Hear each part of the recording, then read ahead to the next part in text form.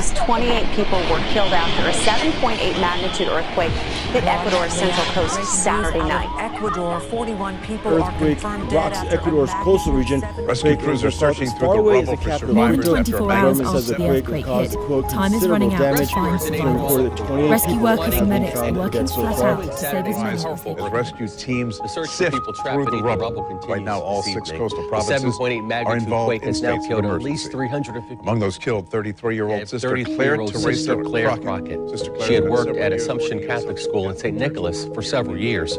Channel 4's Kamasi Aaron spoke with those who knew her. Picking up from her family is that she was in a school looking after young people, and the earthquake hit and struck the school, and she lost her life in it. I can't even imagine. Her family just must be absolutely devastated, and unbelievable to think this was a woman going about her work, helping those at a school, to lose her life in this way.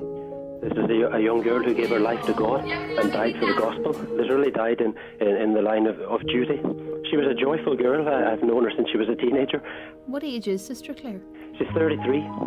So young. Yes, and she had the vitality of a teenager to the end. She was an outstanding person, and we're devastated at the thought that she's lost her life in such a tragic way.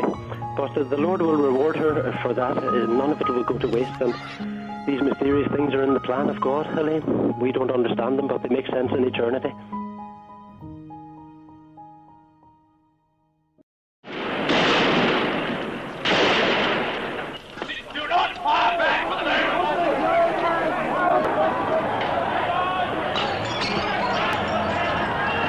Catholic there, but my family are Catholic for religious reasons. It's for political reasons.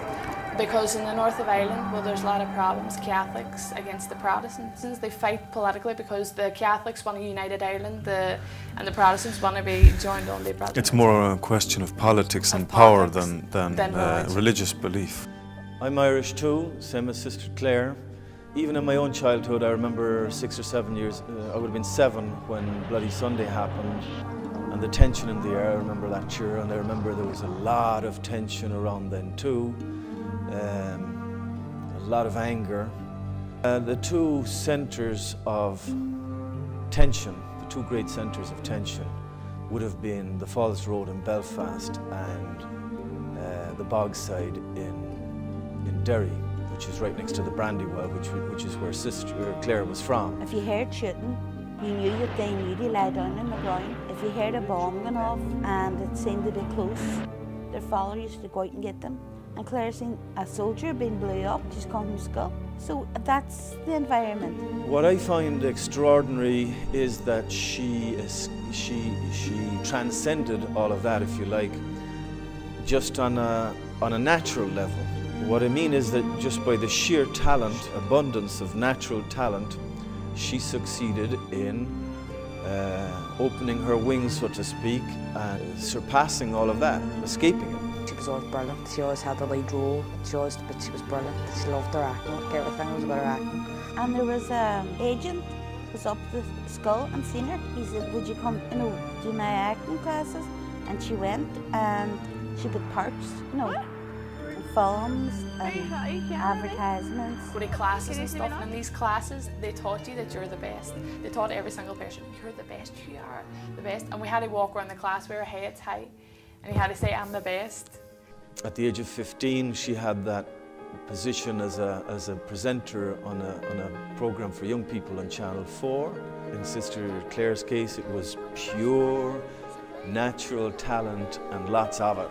And not only as acting, singing and comedy, she had it all. How did she walk away from all of that? That's why I mention this, because it becomes even more amazing. The fact that having escaped difficult circumstances because of her talent and having gotten on that inside track to fame and success and prosperity, money, lots of it, and attention, that she was able to walk away from all of that.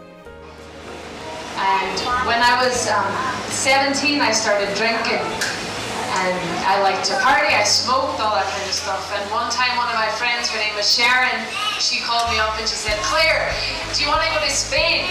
There was a retreat, I went to this Holy Week, and at the start I was like, I didn't expect it to be all the way it was, that we had to pray the rosary, that we had to meditate on our Lord on the cross or whatever, because I had never done it in my life. I lived that Holy Week very badly. I was a terrible smoker, and I was always outside trying to sunbathe, you know, or and smoking while the talks were going on. So Good Friday came, a day like today, and this was a big grace that our Lord gave me. They said, Claire, you have to go. Today's Good Friday. Our Lord died for us. You have to go. Blah, blah, blah. So I went in. I said, fine. I sat on the back bench of the church, and they said, Claire, you have to get up and kiss the cross. You know, everybody's doing it. Get up. I said, so I got up because everybody else was doing it, and I remember standing in line waiting to kiss the cross. It didn't mean anything to me, but I did not know what our Lord had prepared for me. When I went up there to kiss that cross, I remember looking at it, and this was about 5 seconds. I'm telling you, it wasn't a long time, but when I looked at our Lord's hands on the cross, I saw that for every sin that I had committed, it nailed him to the cross. I seen our Lord nailed on the cross for my drunkenness, for my impurity, for my vanity, for everything. I seen him nailed on the cross for that these were the nails. But I remember going back to my seat, and I was crying and crying. And what was going through my head in that moment was, I killed God. That's what I was thinking. I killed God. I'm feeling the weight of that I had killed God. I felt at the same time that he said, but I forgive you. I'm in team 3, and today we were talking about vocations. And I was thinking, oh my God, I have a vocation. But I want to become famous. But right about an hour ago, I become a mom too. So then I said to myself, I'll become a famous mom. So I don't know what to do with myself now. I could become really famous and be really rich, or I could come here. And I'm praying to God that I make the right decision. Gracias.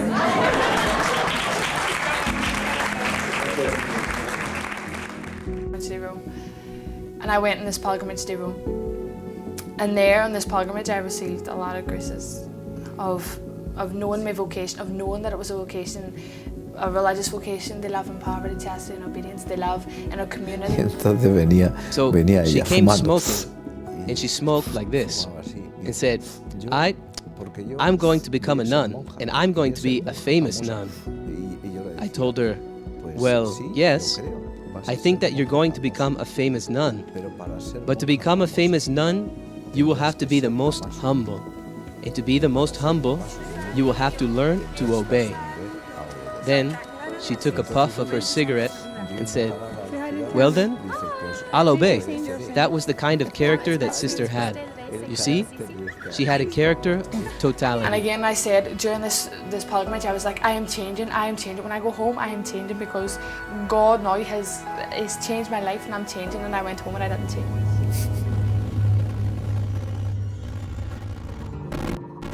So I went back home to Ireland, and it was during that year that I started drinking more and more, and I would get myself into states when I would we would go out every weekend, which would then turn into getting drunk every day.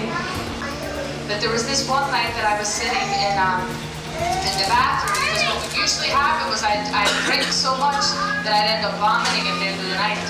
So I remember one night I was sitting in the bathroom, and there was 3 toilet cubicles, and I was sitting in the middle one, and I was looking down at the ground because I was gonna be sick. And all of a sudden I felt that there was something looking at me, and I remember looking up because I thought there was someone at the other toilet cubicle standing on top of the toilet looking over at us. And I looked over and there was nothing there, and I looked at the other side, there was nothing there. But there was something there looking at me. I'll tell you right now that it's like, if I close my eyes, I know that you're looking at me. Well, that's the same experience that I had in that toilet cubicle. At this time I felt our Lord trying to talk to me, and I felt that I was hurting our Lord by what I was doing. I was in the bathroom and I started crying. I just started crying because I was like, I'm hurting her. I feel as if I'm hurting our Lord so much. And I remember I had my eyes closed. I felt that there was something looking at me.